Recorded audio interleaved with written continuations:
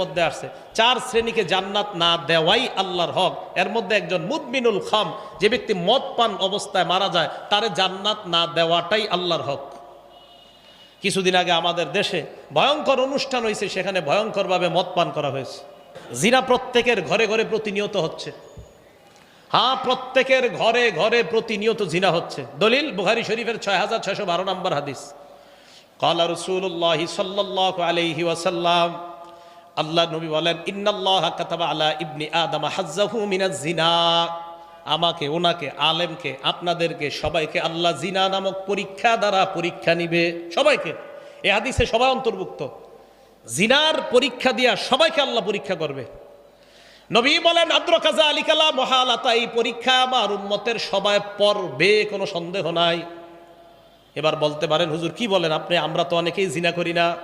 হ্যাঁ, এবার দেখেন জিনা করেন কিনা। নবী বলেন,